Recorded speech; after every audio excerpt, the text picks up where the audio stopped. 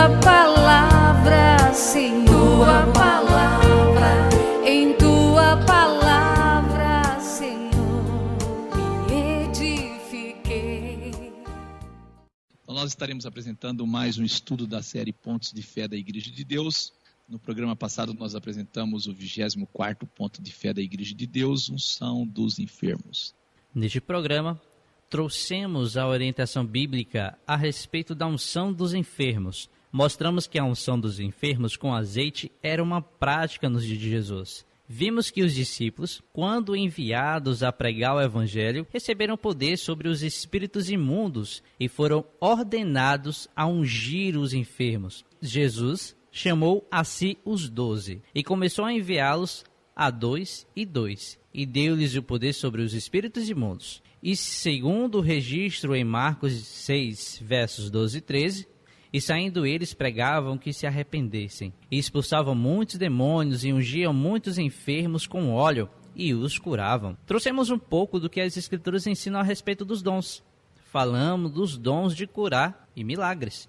Deus deseja que os dons sejam buscados e usados para a edificação da igreja. 1 Coríntios, capítulo 12, verso 6. E há diversidade operação, mas é o mesmo Deus que opera tudo em todos. Se você não acompanhou a apresentação do 24º ponto de fé, solicite o áudio, pois nós temos certeza que seu entendimento será maior a partir do estudo deste ponto. Hoje apresentaremos o 25º ponto de fé da Igreja de Deus, dízimos e ofertas. E para a nossa meditação nós trazemos Provérbios 3, versículo 9 e 10, que diz: honra ao Senhor com os teus bens e com a primeira parte de todos os seus ganhos, e se encherão os teus celeiros e transbordarão de vinho os teus lagares. O que as Escrituras falam do dízimo? A palavra dízimo e dízimos ocorre 25 vezes nas Escrituras, sendo 6 referências na Segunda Aliança, no Novo Testamento, e 19 na Primeira Aliança, que é o Velho Testamento. O termo décima parte não aparece nas Escrituras referindo ao dízimo, e a palavra dizimar aparece 2 vezes, e só aparece na Segunda Aliança, no Novo Testamento. A palavra dízimo refere à 10ª parte de um todo. E em nossos dias ouvimos diversos argumentos a respeito do dízimo, argumentos contra a prática e a favor. Sim. Uns dizem: o dízimo é um mandamento para a antiga aliança, né? Não, o dízimo foi instituído para manter o sacerdócio levítico, né? Uns dizem isso, ministro. Outros dizem que, mudando o sacerdócio, não estamos mais obrigados a dar dízimo, não é isso? Isso. Outros dizem ainda o que mais? O dízimo nunca foi em dinheiro, né? Jesus não ensinou a respeito do dízimo. Há outros que dizem até que Jesus ensinou contra, né? Os apóstolos de Jesus falavam de oferta e nunca de dízimo. Jesus aboliu o dízimo. Convidamos você para juntos estudarmos esse assunto, buscando o que de fato as Escrituras ensinam a esse respeito. Eu sei que você está curioso para saber a origem do dízimo. As pessoas querem saber como foi, onde iniciou o dízimo. Na sua opinião, quem determinou a prática do dízimo? O que você acha? É comum ouvir pessoas dizer que o dízimo é um mandamento de Deus, que foi Deus que determinou. Se é assim, devemos encontrar tal citação na Bíblia, que o dízimo é um mandamento de Deus. Convidamos você para junto irmos às Escrituras e nela encontrarmos respostas a respeito do tema ofertas e dízimos. A primeira citação a respeito de dízimo está registrada em Gênesis e envolve Abraão.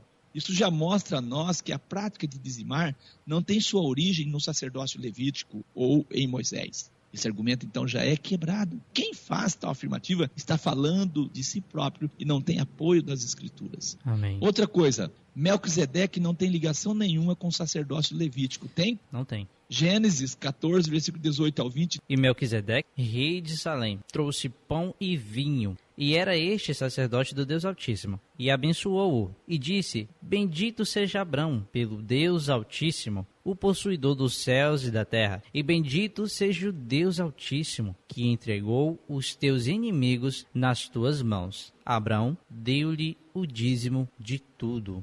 Leia a carta aos Hebreus, você vai saber que Melquisedeque é uma figura de Cristo, não tem nada a ver com o sacerdócio levítico. Abraão, nosso pai na fé, e sua família tinham conhecimento do dízimo e o entregavam. É importante deixar claro que não existia ainda o sacerdócio levítico. E o texto é categórico em afirmar que Abraão deu dízimo a Melquisedeque e este era uma figura de Jesus.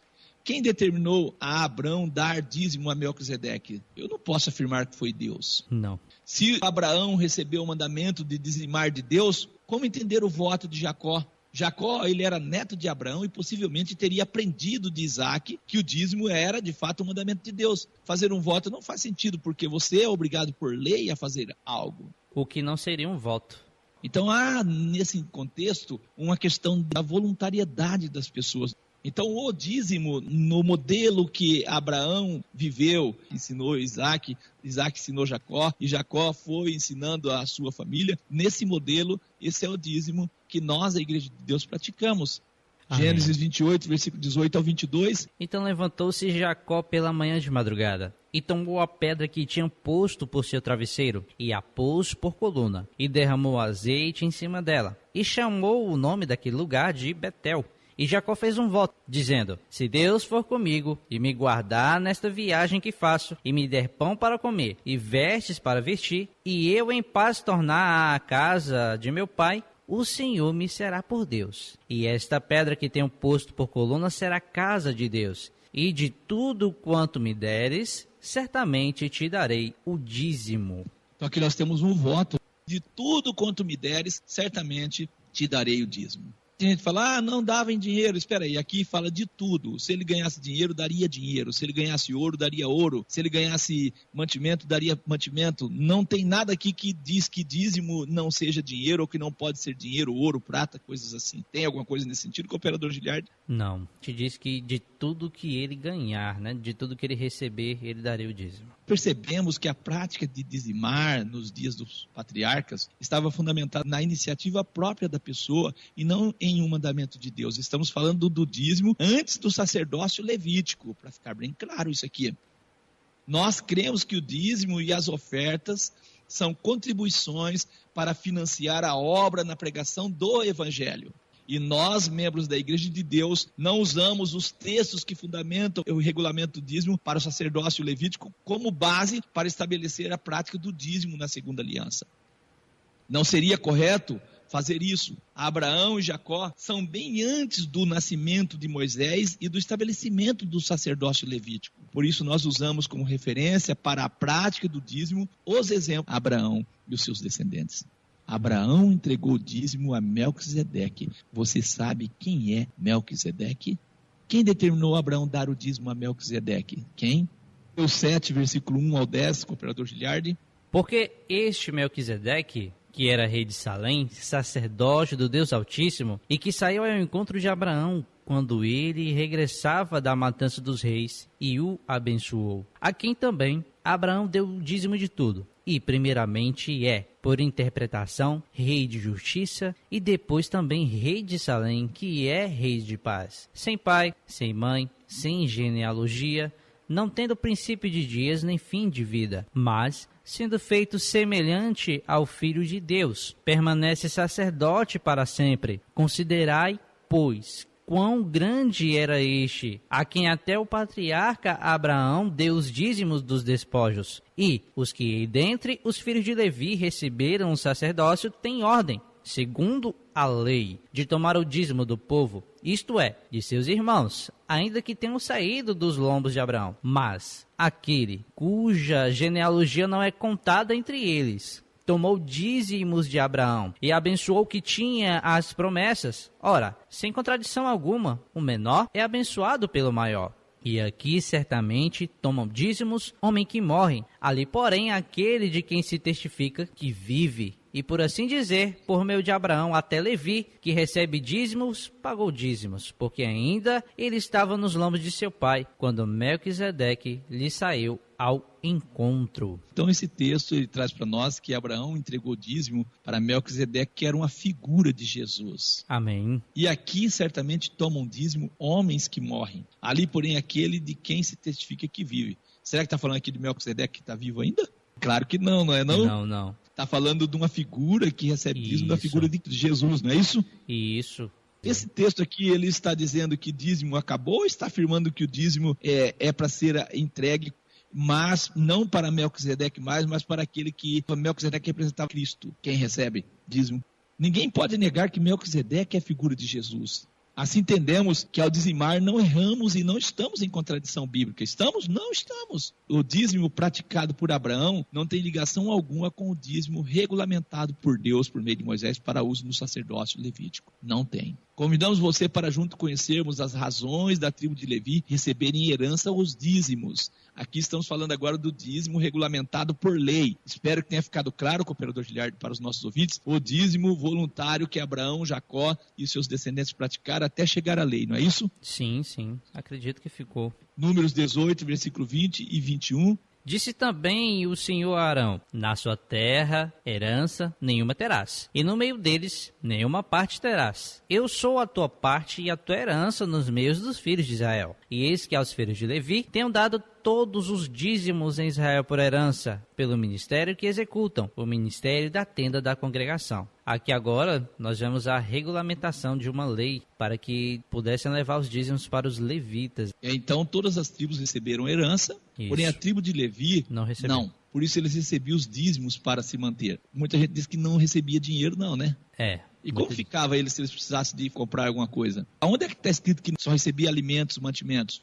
Mas também dinheiro naquele tempo era prata e ouro, não era isso? Pesado. Amém. Números 18, versículo 25 e 26, falou o Senhor a Moisés, dizendo: também falará aos levitas e dir-lhe-ás, quando receberdes os dízimos dos filhos de Israel, que eu dele vos tenho dado por vossa herança, deles oferecereis uma oferta alçada ao Senhor, os dízimos dos dízimos. Aqui então nós vimos o dízimo sendo oferecido a quem? Ao Senhor. O dízimo era dado também aos sacerdotes, mas também havia um dízimo oferecido ao Senhor também. Não tem lugar nenhum que está escrito que é para a gente dar dízimo a Deus. Aqui está dizendo, tá ou não está? Está dizendo, é interessante esse verso. Está dizendo, claro que está dizendo. Em Deuteronômio, no capítulo 26, dos versos 12 ao 16, diz o seguinte: quando acabares de separar todos os dízimos da tua colheita no ano terceiro, que é o ano dos dízimos, então os dará aos levitas, ao estrangeiro, ao órfão e à viúva, para que comam dentro das tuas portas e se fartem. E dirás perante o Senhor teu Deus: tirei da minha casa as coisas consagradas e as dei também ao levita, e ao estrangeiro e ao órfão e à viúva, conforme todos os teus mandamentos que me tens ordenado. Não transgredi o teu mandamento, nem deles me esqueci. Delas não comi no meu luto, nem delas nada tirei quando imundo, nem delas dei para os mortos. Obedeci à voz do Senhor meu Deus, conforme a tudo o que ordenaste. Tenho feito, olha, desde a tua santa habitação, desde o céu, e abençoo teu povo, a Israel, e a terra que nos deste, como juraste aos nossos pais, terra que emana leite e mel. Neste dia, o Senhor teu Deus te manda cumprir esses estatutos e juízos. Guarda-os, pois, e cumpre-os com todo o teu coração e com toda a tua alma. Esse aqui, que é o dízimo, né? Regulamentado na lei ali dentro do sacerdócio, para que pudesse servir ao sacerdócio, aos levitas, aos órfãos e às viúvas, aos estrangeiros. Então, eram coisas consagradas também ao Isso. Senhor, né?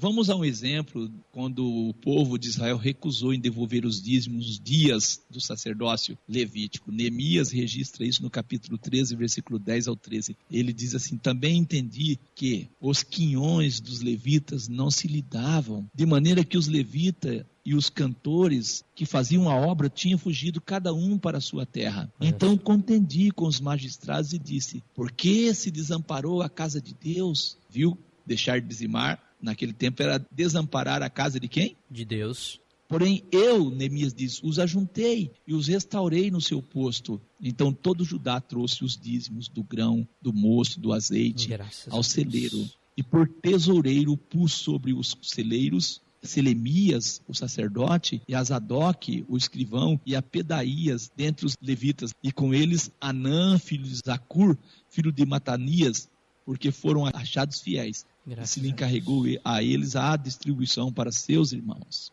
Por esse exemplo, podemos perceber que quando fechamos nossas mãos, os serviços da obra de Deus perecem.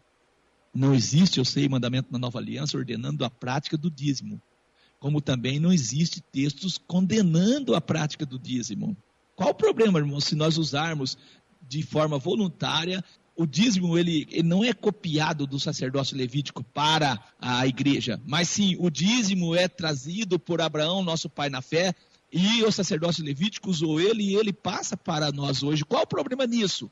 Não há problema. É uma boa Agora, prática. é uma boa prática. O problema é a obra perecer, como eu tenho visto. Por isso, nós, membros da Igreja de Deus, somos dizimistas e ofertantes.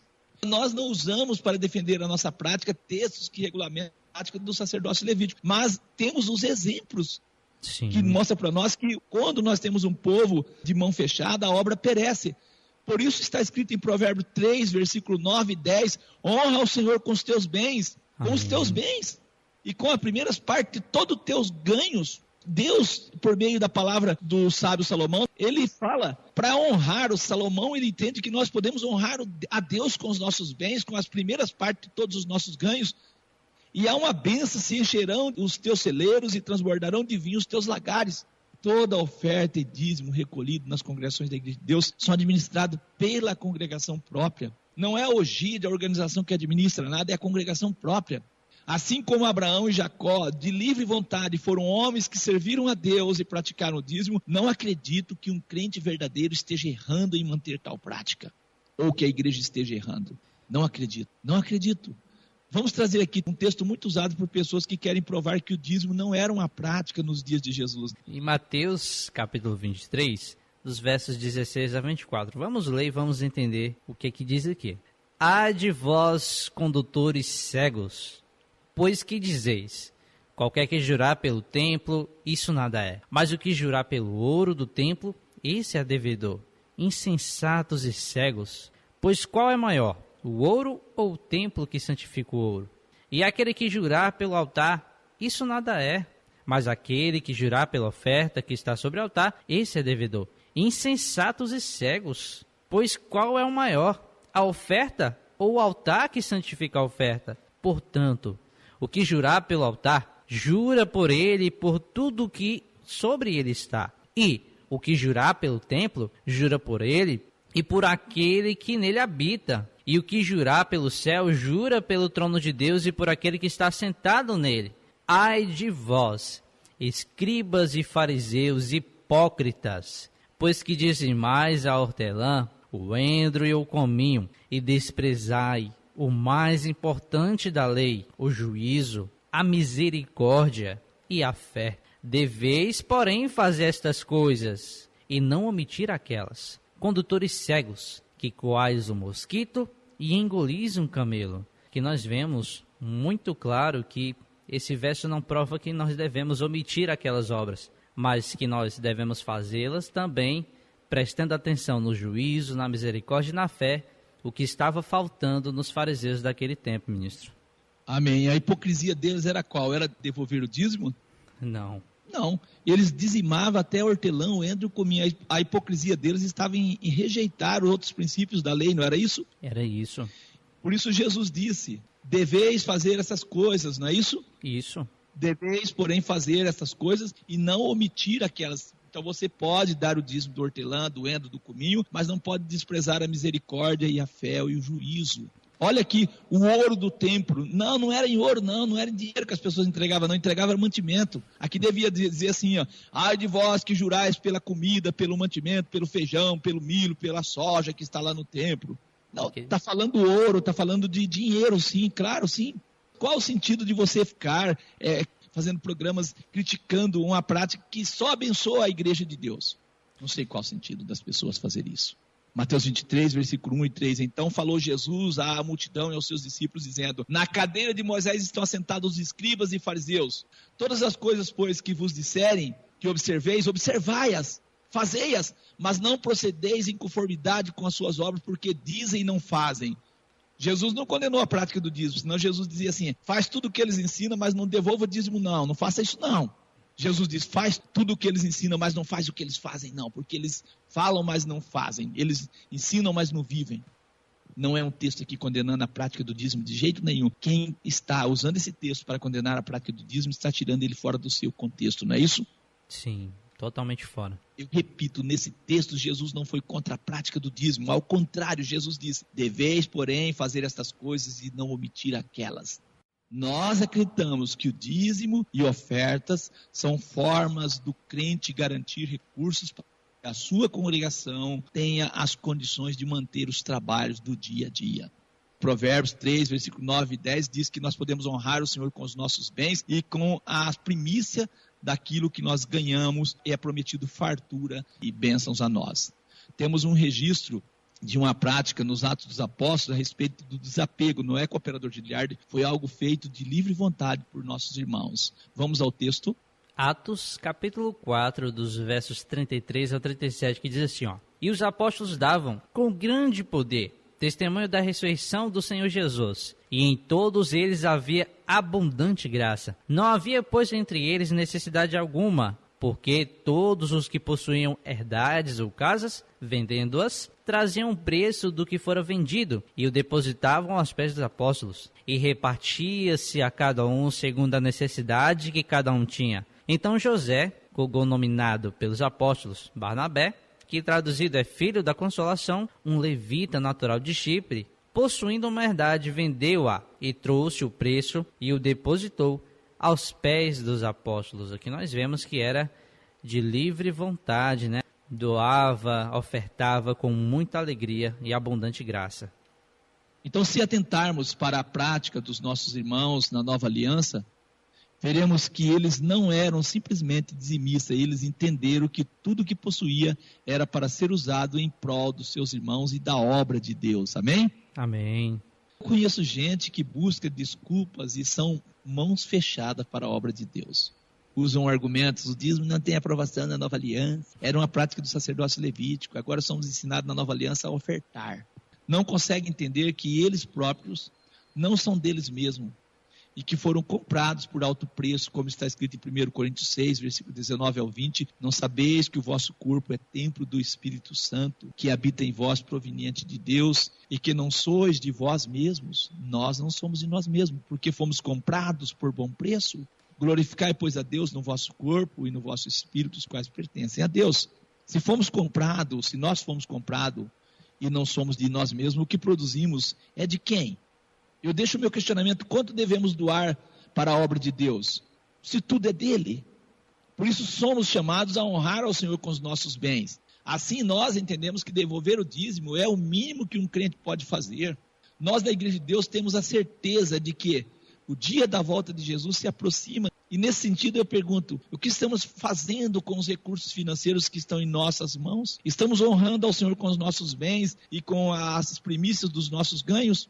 Nosso irmão Paulo escreveu ao nosso irmão Timóteo, em 1 Timóteo 6, versículo 6 ao 12, mas é grande o ganho, a piedade com o contentamento, porque nada trouxemos para este mundo, e manifesto é que nada podemos levar dele. Tendo, porém, o sustento e com que nos cobrirmos, estejamos com isso contentes. Mas os que querem ser ricos caem em tentação, e em laço e em muitas concupiscências loucas e nocivas, que submergem os homens na perdição e ruína. Porque o amor ao dinheiro é a raiz de todas as espécies de males. E na cobiça ao dinheiro, alguns se desviaram da fé, transpassaram a si mesmo com muitas dores. E o conselho do nosso irmão Paulo ao nosso irmão Timóteo: mas tu, ó homem de Deus, foge destas coisas. Segue a justiça, a piedade, a fé, o amor, a paciência, a mansidão. Milita a boa milícia da fé, toma posse da vida eterna, para a qual também foste chamado, tendo já feito boa confissão diante de muitas testemunhas. O apego pode tirar a vida eterna das pessoas. Trazer aqui um versículo que ouvimos com muita frequência, está em 2 Coríntios 9, 7, cada um contribua segundo propôs no seu coração, não com tristeza ou por necessidade, porque Deus ama o que dá com alegria. 2 Coríntios 9, 7. Esse é texto que as pessoas que são contra o dízimo gostam de falar. Texto usado por aqueles que são contra a prática do dízimo, eles dizem que não precisa ser 10%, que você pode propor no seu coração o que você sentir. Só que esse versículo é citado fora do seu contexto. Então convidamos você para lermos o versículo dentro do contexto. 2 Coríntios, capítulo 9, agora do verso 1, né? Até o 9. Porque bem sei a prontidão do vosso ânimo, da qual me glorio de vós para com os macedônios, que a Acaia está pronta desde o ano passado, e vosso zelo tem estimulado a muitos. porque bem reconheço a vossa presteza, da qual me glorio junto aos macedônios, dizendo que a Acaia está preparada desde o ano passado. Mas enviei estes irmãos para que a nossa glória acerca de vós não seja vã nesta parte, para que, como já disse, possais estar prontos, a fim de, se acaso os macedônios vierem comigo e vos acharem desapercebidos, não vos envergonharmos nós, para não dizermos vós, desde que firme o fundamento de glória. Portanto, tive por coisas necessárias exortar esses irmãos para que primeiro fossem ter convosco e preparassem de antemão a vossa bênção, já antes anunciada, para que esteja pronta como bênção e não como avareza. E digo isto, que semeia pouco também ceifará, e o que semeia em abundância ceifará. Cada um contribua segundo propôs no seu coração, não com tristeza ou por necessidade, porque Deus ama o que dá com alegria. E Deus é poderoso para fazer abundar em vós toda a graça, a fim de que, tendo sempre em tudo toda a suficiência, abundeis em toda a boa obra, conforme está escrito: espalhou, deu aos pobres, e a sua justiça permanece para sempre. Percebeu que o texto está referindo a ajuda aos necessitados. Não tem nada a ver aqui com ofertas destinadas para a manutenção da obra. É isso, cooperador Giliardi? Não, que nós vemos que ele está chamando as pessoas para se prepararem. É uma questão de ajuda mesmo, é uma coisa específica. Ó, o texto diz assim: em tudo e em toda a suficiência abundeis em toda boa obra, conforme está escrito: espalhou, deu aos pobres. Isso. Este texto não pode ser usado para afirmar que as congregações nos dias dos apóstolos não dizimavam e sim ofertavam. Quem faz isso está enganado. Temos em 2 Coríntios 8, versículo 1 ao 14, também, irmãos, vos fazemos conhecer a graça de Deus dada às igrejas da Macedônia, porque no meio de muita prova, de tribulação, manifestaram abundância de alegria, e a profunda pobreza deles superabundou em grande riqueza da sua generosidade. Porque segundo o seu poder, o que eu mesmo testifico, e ainda acima do seu poder, deram voluntariamente, pedindo-nos com muito rogos que aceitássemos a graça e a comunicação deste serviço que se fazia para os santos. E não somente fizeram como nós esperávamos, mas a si mesmos se deram primeiramente ao Senhor e depois a nós, pela vontade de Deus. De maneira que exortamos a Tito que, assim como antes tinha começado, assim também acabasse essa graça entre vós. Portanto, assim como em tudo abundais, em fé e em palavras e em ciência e em toda diligência e em vosso amor para conosco, assim também abundeis nesta graça. Não digo isso como quem manda, mas para provar pela diligência dos outros a sinceridade do vosso amor. Porque já sabeis a graça do nosso Senhor Jesus Cristo, que, sendo rico por amor de vós, se fez pobre, para que pela sua pobreza enriquecesseis. Nisto eu dou o meu parecer, pois isto convém a vós que, desde o ano passado, começaste, não foi só praticar, mas também querer. Agora, porém, completai também o já começado, para que, assim como houve prontidão de vontade, haja também o cumprimento segundo o que tendes. Porque se há prontidão de vontade, será aceita segundo o que qualquer tem, e não segundo o que não tem. Mas não digo isto para que os outros tenham alívio e vós opressão, mas para igualdade. Nesse tempo presente, a vossa abundância supra a falta dos outros, para que também a sua abundância supra a vossa falta e haja igualdade. Aproveitando aqui a oportunidade, acredito que é interessante que em cada congregação deve haver esse serviço de auxílio aos necessitados. Em Hebreus 13:16 nós encontramos: e não vos esqueçais da beneficência e comunicação, porque com tais sacrifícios Deus se agrada. Em Atos 11, versículo 29 ao 30, os discípulos determinaram mandar cada um, conforme o que pudesse, socorro aos irmãos que habitavam na Judéia, o que eles com efeito fizeram, enviando-o aos anciãos por mão de Barnabé e Saulo. Outro texto, o cooperador Giliardi, que refere à obra da beneficência, está em 1 Coríntios 16, versículo 1 e 3. Ora, quanto à coleta que se faz para os santos, fazei vós também o mesmo que ordenei às igrejas da Galácia. No primeiro dia da semana, cada um ponha à parte o que puder. Textos que referem à obra da beneficência e não refere a ofertas no sentido de auxiliar a congregação. Não é isso. Isso. Há um erro muito grande, né, cometido por nós seres humanos. Temos a tendência de sair de um extremo para o outro. Não é porque a grande maioria dos pastores administram as ofertas e dízimos de maneira a beneficiar a ele e a sua família que eu vou ser contra o costume de dizimar. Esse não é o costume da Igreja de Deus. Na Igreja de Deus, os recursos são administrados de forma transparente. Sim. Deus não precisa de dinheiro, nós ouvimos sempre. Quem precisa de dinheiro, eu quero dizer, somos nós, os seres humanos. E nós podemos honrar a Deus com os nossos bens, com as primícias de todos os nossos ganhos. Qual o problema nisso? Provérbio 3:9 ensina isso.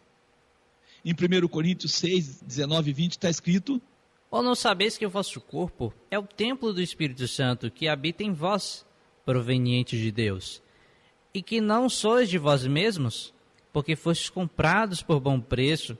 Glorificai, pois, a Deus no vosso corpo e no vosso espírito, os quais pertencem a Deus. Eu vou repetir o texto. O texto afirma: nós não somos de nós mesmos. Amém. Fomos comprados por bom preço. A partir disso eu pergunto: quanto do que você produz seria de fato seu? Uma boa pergunta. Nós temos a parábola do semeador, e lá em Marcos 4, 18 e 19 está escrito: E outros são os que recebem a semente entre espios, os quais ouvem a palavra, mas os cuidados deste mundo e os enganos das riquezas e as ambições de outras coisas, entrando, sufocam a palavra e fica infrutífera. Então, se o crente não souber usar os recursos financeiros que estão na sua mão, até a palavra fica infrutífera. E ele vai acabar cuidando das coisas deste mundo ou dos cuidados da vida e deixa a obra de Deus de que jeito? De lado. De lado. Eu pergunto, seria errado uma congregação levantar uma oferta para uma causa na obra de Deus? Tem gente que diz assim: a igreja já recebe o dízimo, não precisa de oferta. Não. Êxodo 25, versículo 1 a 8. Então falou o Senhor a Moisés, dizendo: Fala aos filhos de Israel que me tragam uma oferta alçada de todo o homem cujo coração se mover voluntariamente. Dele tomareis a minha oferta alçada. E esta é a oferta alçada que recebereis deles: ouro e prata e cobre, e azul e púrpura e carmesim e linho fino e pelos de cabra e peles de carneiro, tintas de vermelho e peles de texugo, a madeira de acácia, azeite para a luz, especiarias para o óleo da unção e especiarias para o incenso, pedras de ônix, pedras de engaste para o éfode e para o peitoral. E me farão um santuário e habitarei no meio deles. Então nós vemos uma oferta voluntária a fim, né, de uma obra específica. Que era a construção da tenda da congregação. Êxodo 35, versículo 21 ao 29, você pode ler: veio todo homem a quem o seu coração moveu, e todo aquele cujo espírito voluntário o excitou, e trouxeram a oferta alçada ao Senhor para a obra da tenda da congregação. Oferta alçada, nós podemos dizer que é aquela que não é regulamentada por lei, não existe a quantidade. Olha que coisa interessante que aconteceu. O povo começou a ofertar. Êxodo 36, versículo 4 ao 7. E vieram todos os sábios que estava destinado à construção e falaram a Moisés dizendo: o povo traz muito mais do que basta para o serviço da obra do Senhor. Então mandou Moisés que proclamasse por todo o arraial dizendo: nenhum homem, nenhuma mulher faça mais obra alguma para a oferta alçada do santuário. E assim o povo foi proibido de trazer mais, porque tinha material bastante para toda a obra que havia de fazer. E tudo estava sobrando já. É essa prática hoje que a gente fala na congregação Cooperadora. Não manda mais não precisa ofertar não, tem muito dinheiro.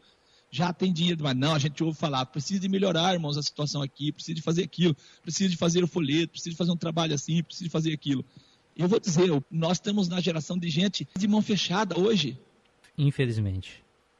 Eu quero trazer aqui alguns dados que nós pesquisamos na minha tradução aqui. 292 vezes aparece a palavra oferta na primeira aliança, isso é, no Antigo Testamento conhecido pelos cristãos. 84 vezes a palavra oferta aparece na primeira aliança. 84 vezes aparece no Novo Testamento a palavra oferta e ofertas. 2 vezes apenas aparece a palavra oferta na segunda aliança. Vou repetir aqui: 84 vezes a palavra oferta aparece na primeira aliança. Eu trago oferta e ofertas. Oferta aparece 292 vezes.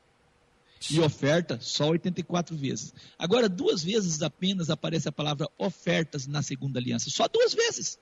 10 vezes aparece a palavra oferta na segunda aliança, que é no Novo Testamento. 10 vezes. No Novo Testamento é para ofertar. Isso aparece 12 vezes só. 32 vezes em todas as escrituras aparecem as palavras dízimos e dízimos. E 7 dessas são na segunda aliança no Novo Testamento. 82 vezes aparece o termo dinheiro em todas as escrituras e 67 das citações é no Velho Testamento. No Novo Testamento, somente 15 vezes é mencionado o termo dinheiro. Eu vou dizer algo aqui, me perdoe, não leve a mal. A obra de Deus tem padecido muito por falta de voluntariedade em todos os sentidos. Em 2 Coríntios 8, versículo 12 ao 15, está escrito assim: porque se há prontidão de vontade, será aceita segundo o que qualquer um tem, e não segundo o que não tem. Mas não digo isto para que os outros tenham alívio e vós opressão, mas para a igualdade. Neste tempo presente, a vossa abundância supra a falta dos outros, para que também a sua abundância supra a vossa falta e haja igualdade. Como está escrito: o que muito colheu não teve de mais, e o que pouco não teve de menos. Aqui está falando daquilo que acontecia no início da igreja ali, nos Atos dos Apóstolos. Eu quero dizer, infelizmente, gastamos muito dos nossos recursos com os cuidados da vida. Lucas 21, versículo 34 e 36, nós temos um conselho do nosso Senhor Jesus. E olhai por vós, não aconteça que os vossos corações se carreguem de glutonaria, de embriaguez e dos cuidados da vida, e venha sobre vós de improviso aquele dia, porque virá como um laço sobre todos os que habitam na face de toda a terra. Vigiai, pois, em todo o tempo, orando, para que sejais havidos por dignos de evitar todas estas coisas que hão de acontecer, e de estar em pé diante do Filho do Homem. Os cuidados da vida podem tirar a pessoa de estar em pé diante de Jesus quando Jesus vier. Isso aconteceu com a esposa de Ló, não foi? Ela olhou para trás, os cuidados da vida. Olhou para trás, os cuidados da vida. Nós temos que sabermos, como está escrito em 1 Coríntios 6, versículo 19 a 20, que nós fomos comprados por bom preço. Nós devemos glorificar a Deus no nosso corpo. É isso. E nós não pertencemos a nós mesmos. Nós não somos de nós mesmos. Eu vou repetir o texto. O texto afirma: nós não somos de nós mesmos. Fomos comprados por bom preço. E a partir disso eu pergunto: quanto do que produzimos seria nosso, de fato? Quanto? Fica essa pergunta. Convidamos você para o 26º ponto de fé da Igreja de Deus, profecias bíblicas. Que Deus nos abençoe. É isso, querido ouvinte. Graças a Deus, não há mais oportunidade. Eu estou muito feliz e eu aprendi bastante. Acredito que você também tenha aprendido, graças a Deus. Então, nesse instante, meus queridos ouvintes, muito obrigado pela audiência de todos vocês. Um abraço. Então vamos orar, irmãos. Altíssimo soberano Deus, Pai de infinita graça e misericórdia, Tu, Senhor Deus, que deste para nós os benefícios, Senhor Deus, o sol, chuva, as bênçãos, a Tua palavra. Coloca, Senhor Deus, a Tua palavra em nosso coração. Que a cada dia mais nós possamos aprender de Ti, que nós possamos entender que nós não somos de nós mesmos, mas que nós pertencemos a Ti, que fomos comprados por um alto preço. E por esse alto preço, ó Pai, nós devemos glorificar através do nosso corpo a Ti, ó Deus, através das nossas obras, através de tudo quanto nós fazemos. Que em nome do Senhor Jesus, a Igreja de Deus, aos filhos que a Ti conhecem e querem, Senhor Deus, ouvir a Tua palavra, possam a cada dia mais ter, Senhor Deus, participação na Tua obra, que voluntariamente possam as vidas, Senhor Deus, querer ajudar a obra, querer, Senhor Deus, ter a atitude para que a Igreja de Deus, coluna e baluarte da verdade, possa propagar o Evangelho e possa ser e ter uma missão bem-sucedida, pelo voluntarianismo e também pelo Teu Espírito Santo que está com a Tua igreja. Que em nome do Senhor Jesus esse Evangelho possa chegar até as vidas, e aquele que está necessitando de Tuas bênçãos possa alcançar, e que em nome do Senhor Jesus possamos, ó Senhor Deus, estar de pé diante do Filho do Homem. Que nada e nem ninguém possa tirar a salvação que está, Senhor Deus, entregue a todos nós. E que os cuidados dessa vida, Senhor Deus, nós não possamos olhar para isso, não como a mulher de Ló, mas estar atento à Tua palavra e permanecer firme nela e olhando sempre para o alvo que é Jesus Cristo, nosso Senhor. Fica conosco, abençoa o programa, abençoa a rádio, abençoa os ouvintes. Em nome do Senhor Jesus é isso que eu te peço e já te agradeço. Amém, amém